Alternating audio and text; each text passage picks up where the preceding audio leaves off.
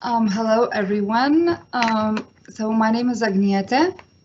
I'm leading an employment practice in Lithuania, and today I will share with you some information and practice on how mobbing is dealt with in Lithuania. Next slide, please.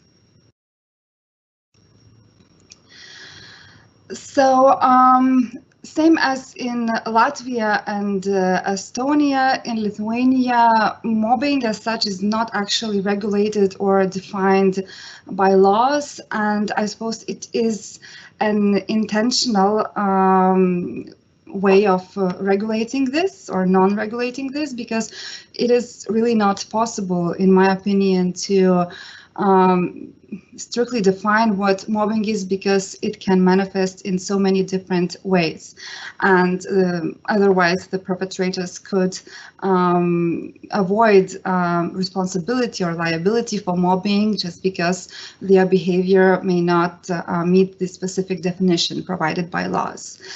And in Lithuania, the law focuses not on mobbing as such, but on the general obligation of the employer to ensure a safe work environment and protect the employees' honor and dignity.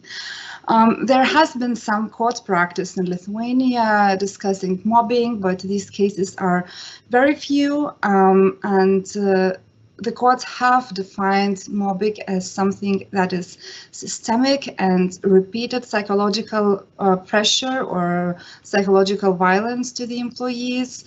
Unlike, for example, in Estonia or in Latvia, a one-off or two times, let's say, behavior that is not proper against a colleague or someone who's working for you, it may not be considered as mobbing in Lithuania, but from the legal perspective, it is a theoretical issue because it still could be treated as psychological violence and thus illegal according to law. Next slide, please. So examples of mobbing that appear in reality and have been addressed in court practice are the following, like the manager not assigning the employee the tasks or not providing the employee with the necessary information or the work tools to perform the work. And that is not related to the absence of this information, but intentionally withholding these means for the employee to succeed in their job. Also, excessive criticism and singling one employee or several employees out of the group and criticizing them for the results or behavior that might be common among the whole team or the whole group of employees, but for whatever reason, one or a few employees are singled out. Also, public or private ridicule, sarcastic comments, and so on, or other types of more soft, let's say, behavior that is threatening or humiliating to the employee, for example, ignoring or isolating the employee, leaving them out from informal communication within colleagues or the team, not inviting to office gatherings, and so on. So this mobbing behavior can manifest in very different ways, and it very much depends on whether the mobbing is performed by management and the employer's representatives or whether it's horizontal, so mobbing among colleagues. Next slide, please.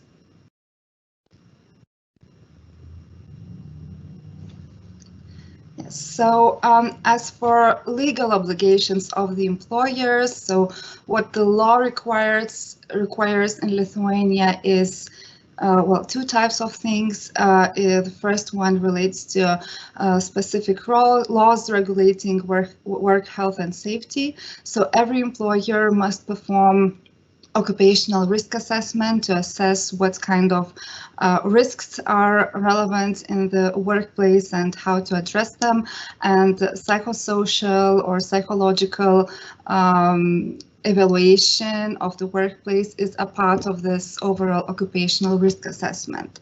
So many companies, same as in our neighboring countries, do not take this seriously, and I hope in time it will change, and psychosocial risks will be assessed as they are supposed to in all occupational risk assessments. And as for the labor code, so before our new labor code that was adopted in 2017, there was no specific regulation relating to psychological environments in the workplace. And the current labor code has an article specifically dedicated to that obligates the employer to create work environment that the employees do not suffer from psychological intimidation, harassment, or other types of unethical behavior that could do the employees not physical but psychological harm and put them in a situation where they do not feel comfortable or feel powerless and so on.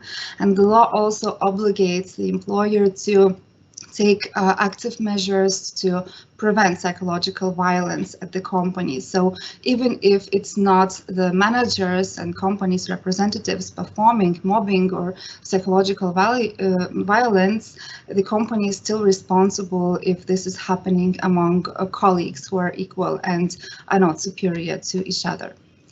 Next slide, please.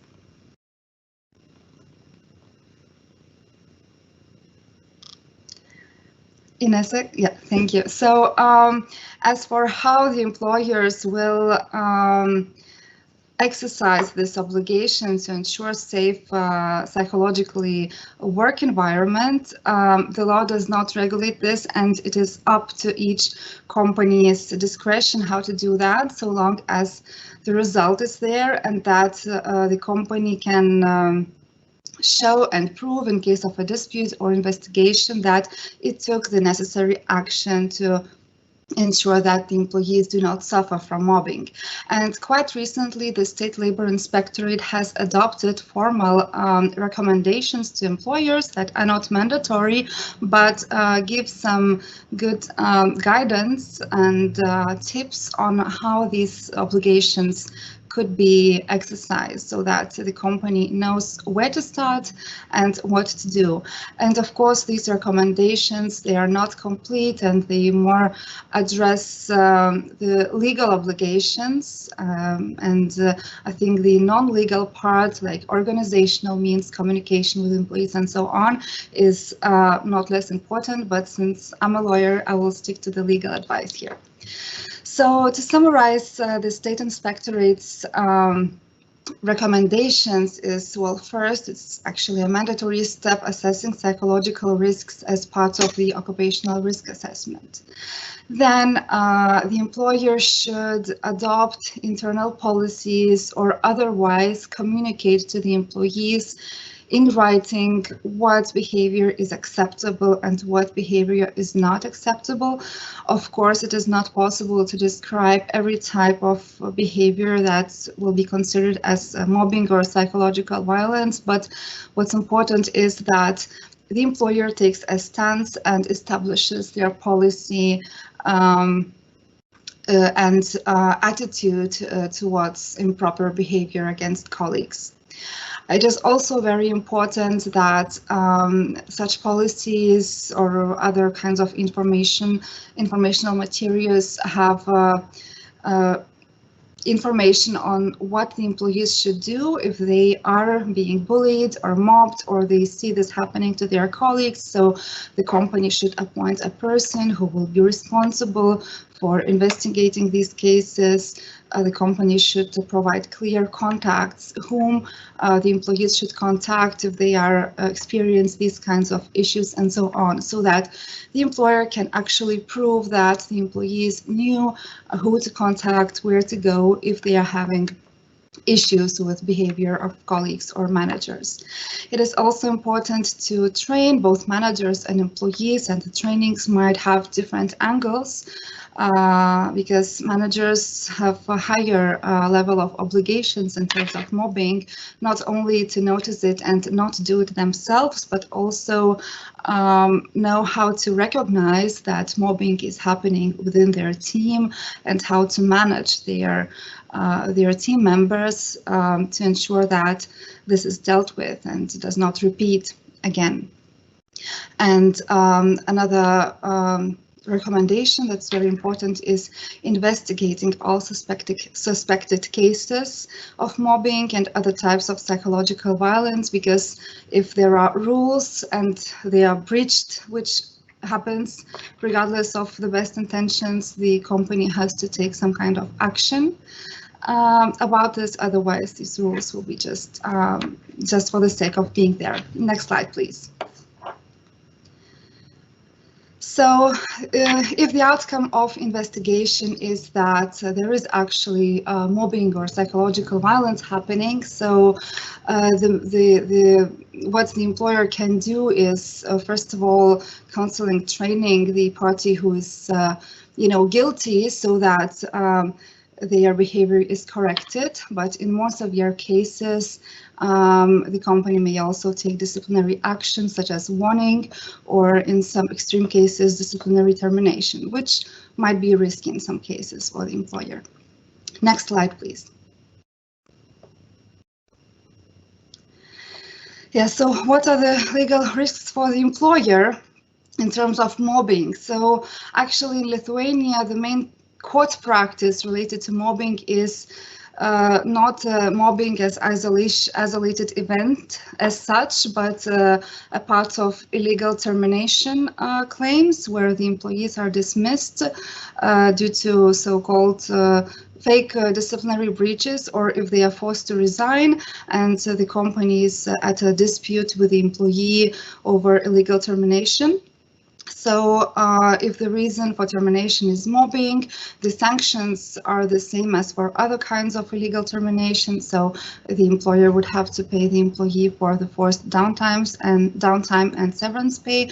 And if the employee proves that they suffered moral damages due to mobbing, so the court can award these damages. The amounts usually are quite low, like 1,000, 1,500 euros and so, but in some extreme cases we had moral damages that were up to 6 months salary. This is quite rare in Lithuania, but there have been cases where the employee was awarded this kind of moral damages for mobbing. And other risks are much less severe and quite rare. So the labor inspectorate could award the manager of the company administrative penalty of a few hundred euros, or the employee could resign with 2 months severance on the ground that the company has failed to implement the legal obligation to ensure a safe work environment, but I have not heard of cases of this actually happening. Next slide, please. Yeah, and for the employer to minimize and manage their legal risks, it is important to collect evidence of how they are addressing the mobbing. So today I will talk about the evidence from the employer's side on how to manage your liability and not how the employees should collect evidence about mobbing. So the first, employer should have evidence showing that the employees were presented and familiarized with the rules and policies or trainings or some other documentation where they were informed on what is proper and improper behavior. And you can do this against signature, email confirmation of receiving the rules, intranet systems, and so on. Also, when you are conducting investigation, it is very important to document it. So, for example, save emails, messages, and so on that you uncovered during the investigation. And if a part of investigation is interviewing employees or clients and so on, if it's a verbal interview, have at least a summary followed up by email so that you have some kind of record of what was discussed and disclosed and can use it in court later if needed. And the third type of evidence is evidence of the action that you've taken. So when you're using disciplinary action, of course, you will have it documented, but if the company chooses not to go the formal disciplinary route and are taking other kinds of corrective action, for example, counseling the guilty employee and training them on how to correct their behavior, this should also be documented, even if it is not very formal. At least some evidence of training or email information or confirmation or a summary of rules that the employee has to follow is very important, so that in case of a dispute you could prove to the court that you took the necessary action to address the situation. So I will not have any slides for this case, but I thought I will tell you a bit about the first case in the Lithuanian Supreme Court in 2013, if I remember correctly, that addressed mobbing. And this is a textbook case on what employers should not do when trying to dismiss an employee. So the situation was that, for whatever reason, the company, the managing director, wanted to dismiss an employee.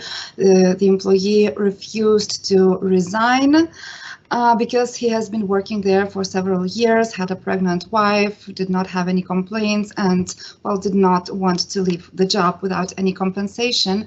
And then the employer started a 4-month-long mobbing campaign, which included examples that are unfortunately quite frequent in, well, some kind of old school company, so to say, that where managers do not know how to address termination situations. So in that case, the employer assigned the employee tasks that were below his position level, although other employees were not subject to this kind of treatment.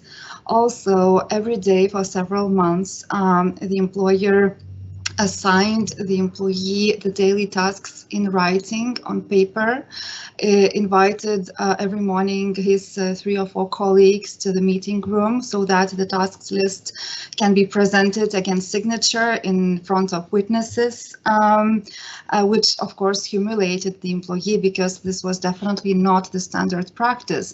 And when the managing director did not have enough witnesses, he videotaped the employee and ridiculed him for not wanting to be filmed while assigning the tasks. Also, there have been some cases where the employee was not given any tasks, was asked to work in a separate room, office, and was not given the computer or any other work equipment, and just had to sit there for the whole day doing nothing. After 4 months of such treatment, when the employee had to, when asked for some vacation days so that he can take his pregnant wife to the hospital because of some complications, the employer refused to grant vacation and dismissed the employee for failing to show up at work. And the employee went to court and won the case for illegal termination. And in addition to quite high penalties as they are for illegal termination, the court also awarded the employee the 6-month compensation for moral damages, which is very high in Lithuania, considering that employees are very, very rarely awarded moral damages at all, and even if they are, the amounts usually are very low. And what is worst is that the company lost its reputation as a good employer because the case was cited very widely in local media, so it was a big reputational hit to the company as well, at least as an employer. So this is an example on, how if some employers think that, they can try and pressure the employee to leave the job, these kinds of behaviors, they do sometimes end up in court, and they may end up very badly for the employer. Yeah, so this is, I think, one case example that is more, classic and the most prevalent case in Lithuania. I don't think we have time for more, but we'll be happy to answer your Q&A questions that you have posed.